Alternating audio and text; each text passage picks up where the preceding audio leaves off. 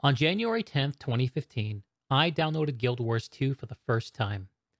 For me, it marked the end of a 6-year sabbatical from MMOs, and unexpectedly, the beginning of a new direction for Guild Wars 2, with the announcement of the Heart of Thorns expansion just around the corner. On October 23rd, 2015, the Heart of Thorns expansion was released, taking us west into the danger of the Maguma jungle. It marked the end of a 9-month narrative content drought and the beginning of a new direction for Guild Wars 2. On July 26, 2016, the Out of the Shadows episode of Living World Season 3 was released, taking us to the blasted remains of Bloodstone Fen. It marked the end of a 9-month narrative content drought and the beginning of a new direction for Guild Wars 2. On September 17, 2019, the Bound by Blood episode of the Icebrood saga was released, taking us north to the Char homelands. It marked the end of a short 4-month narrative content gap and the beginning of a new direction for Guild Wars 2. On February 28th, 2022, the End of Dragons expansion was released, taking us back to Cantha for the first time in many years. It marked the end of a 10-month narrative content drought and the beginning of a new direction for Guild Wars 2. On February 28th, 2023, the What Lies Beneath update was released, taking us back to the Jade Sea. It marked the end of a year-long narrative content drought and the beginning of a new direction for Guild Wars 2. Hello, friends. In the 8 years that I've played Guild Wars 2, it has reinvented itself many, many times. I love this game. I love this world. I love the people in it. I love the places. I love the way the game feels. But to me, I've never known what to expect from Guild Wars 2. And sitting here, after playing through the What Lies Beneath release, I'm less certain than ever. What Lies Beneath brings us back to the Jade Sea, that mysterious frozen ocean on the Canthan subcontinent. The action kicks off with a letter from our old pal Detective Rama. He's invited us to a party. Arriving, we find it sparsely attended by only he, ourselves, and Gorik. There's some fun banter back and forth as the brilliant but naive Gorik presents his papers of incorporation for the Friends Detective Agency to the seasoned but stubborn Detective Rama. During the conversation, we're interrupted. An alert from Timey. There's trouble in the Jade Sea. The Jade Brotherhood are up to something. We better go check it out. Arriving at the scene of the crime, the Friends Detective Agency finds the Jade Brotherhood in disarray. They've fled the mine. Investigating, we find the presence of a strange miasma that appears to be driving people hostile or insane or just sick and dead. Pushing through, retaking the mine piece by piece, fighting off the insane Jade Brotherhood miners. We push our way deeper and deeper until the final room, where we're confronted by a mysterious creature called an Oni, a callback from the original Canthanera of Guild Wars 1. Defeating it, we've won. We finished the story. That's all there is. That's What Lies Beneath the Gyala Delves. So how was it? Well, it was good, but very, very short. Two things about the story that really worked for me. Number one is the Friends Detective Agency in general. It's classic buddy cop stuff. How can you go wrong with this? The naive newbie Gorik and the grumpy veteran Rama. It works. What more is there to say? Um, the other thing that there is to say is about Yao and their re-injection into the story.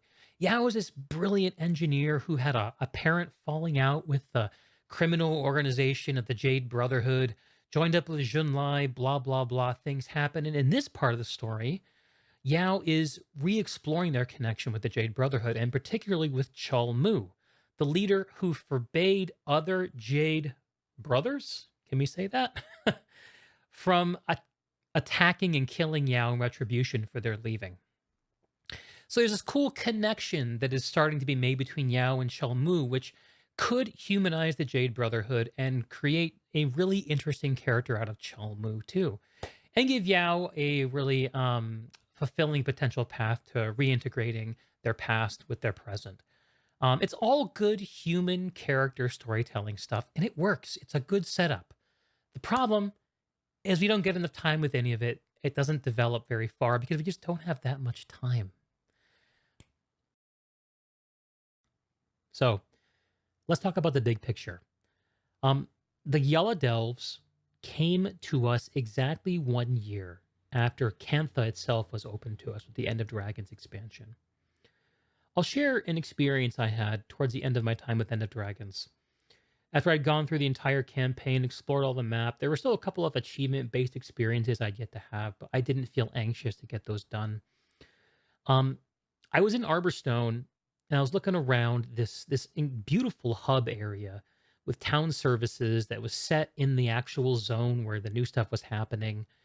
And I thought to myself, I was really looking forward to the next couple years of Guild Wars 2 set in Cantha, where Arborstone could be a hub for our continuing adventures and it could continue to grow and have more NPCs coming in, meet new people, have new experiences.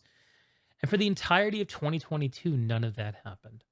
We got some important stuff. We got season one, we got some under the hood stuff that was really important. The Steam release happened. But Guild Wars 2 hasn't grown for an entire year before this release of What Lies Beneath. And this little bit of growth is a very, very, very small amount. It seems truer now than ever that we will not really know what the future of Guild Wars 2 looks like until it's in our past.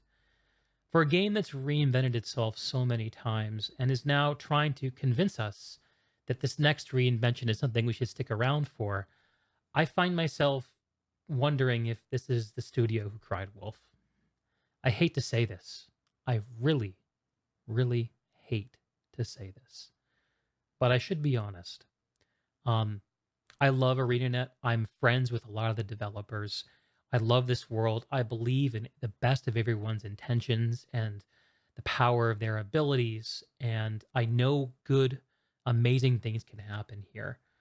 But the deficit of expectations that has been repeating over and over again for the 8 years that I've played the game has left me honestly feeling quite detached from where it goes.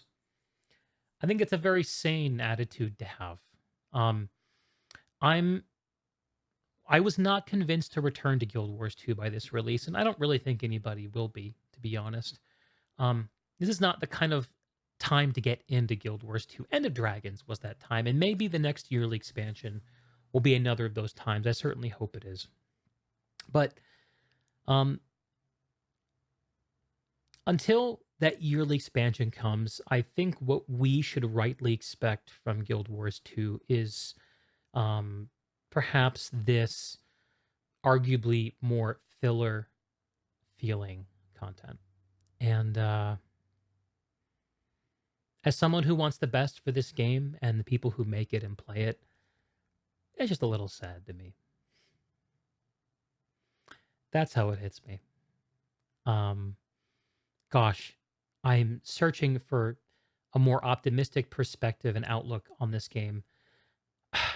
One thing I guess we can say is that the reinvestment that ArenaNet has made in Guild Wars 2 has not been trivial. Upgrading the engine to DirectX 11, not trivial. Reinvesting in core game modes, not trivial.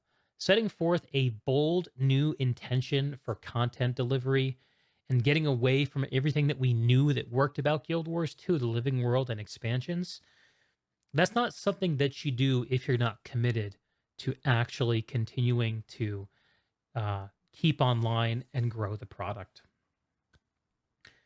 And this has been the story for all these years. The best of intentions, but what fruit do they bear?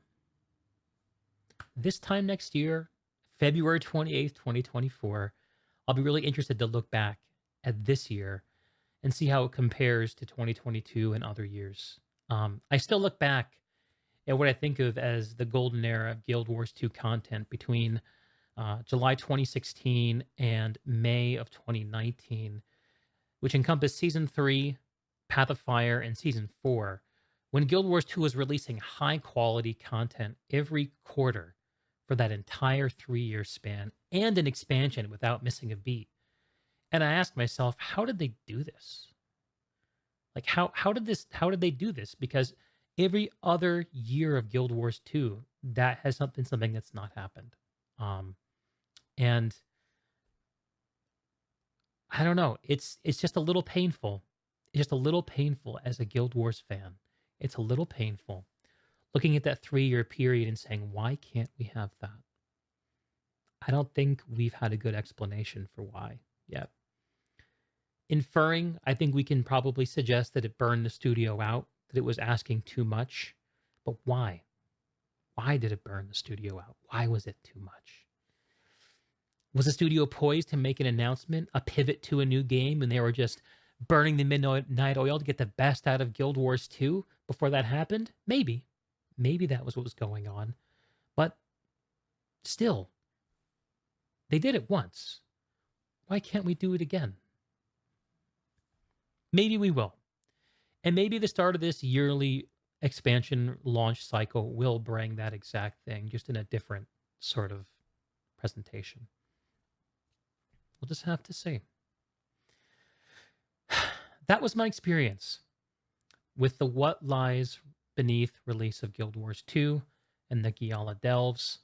Um, I will be back for part 2, and I hope it can develop all the cool things that part 1 set up, deliver a great spectacle, maybe some more explorable, narrative, interactable stuff, and at the end of the day, give me more reasons to come back to the world of Tyria, because I'm always looking for them.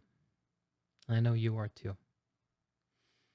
Till then, my good friends, please take good care of yourself, be good to each other, and I'll see you very soon.